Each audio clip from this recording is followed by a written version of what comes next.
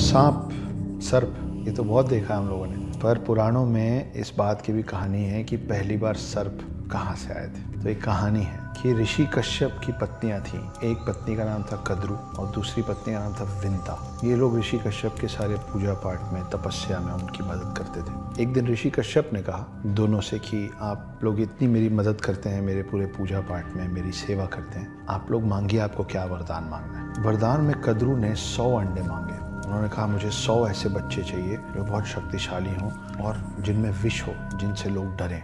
कश्यप ने तथास्तु कह दिया। कद्रू को मिले 100 अंडे। उन सबको अलग अलग पोटलियों में रख दिया गया सेकने के लिए, ताकि वो हैच हो सकें, वो फूट सकें समय आने पे। अब बारी थी विंता की। विंता ने बोला कि मुझे भले कम बच्चे दीजिए, लेकिन कद्रू के बच्चों से ज्यादा शक्तिशाली बच्चे चाहिए। ऋषि कश्यप ने बोला तथास्तु। उनको मिले 2 बड़े अंडे। उन 2 बड़े अंडों को भी रख दिया गया सेकने के लिए, ताकि जब वक्त आए तो उसमें से एक पूरा बच्चा निकले। ये जो 100 अंडे थे छोटे छोटे, ये एक एक करके फूटने लगे। जब उनका वक्त आया, उसमें से अलग अलग नाग निकलना चालू किए। उसी में से एक नाग है वासुकी, जो शिव जी के गर्दन पे होता है। शेष नाग और जितने भी बड़े प्रतापी नागों का नाम हमारे पुराणों में है, सब कद्रू के बच्चे हैं।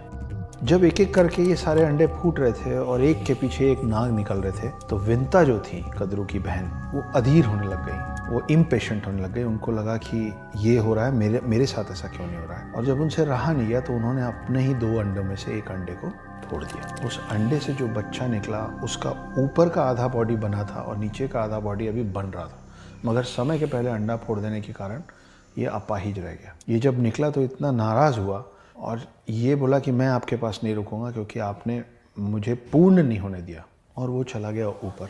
अब विंता बहुत ही पेशेंटली इंतज़ार करने लग गए अपने दूसरे अंडे के फूटने का। जब दूसरा अंडा फूटा तो उसमें से जो चीज़ निकली वो था गरुण। गरुण कौन है? गरुण है विष्णु जी का वाहन। और जो गरुण का भाई था, जो पहले ही ऊपर जा चुका था, जिसका नीचे का शरीर नहीं है, उनका नाम है अरुण।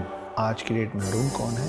सूर्य देव के जो 7 घोड़े हैं, उनका जो रथ है, उस रथ का सारथी जो है वो विष्णु के वाहन गरुण का भाई अरुण है। तो अरुण है सूर्य देव के सारथी और गरुण है विष्णु देव के वाहन। और कद्रू मतलब सारे सांप, और विंता के बेटे मतलब गरुण और अरुण, ये दोनों 2 बहनों के बच्चे हैं। और इनमें बहुत ज़्यादा दुश्मनी है। गरुण जो हैं वो नागों के बगल में खड़े नहीं हो सकते, और नाग गरुण से बहुत ज़्यादा नफरत, घृणा करते हैं। तो ये है कहानी गरुड़ के बनने की और पृथ्वी में पहली बार सांप आने की।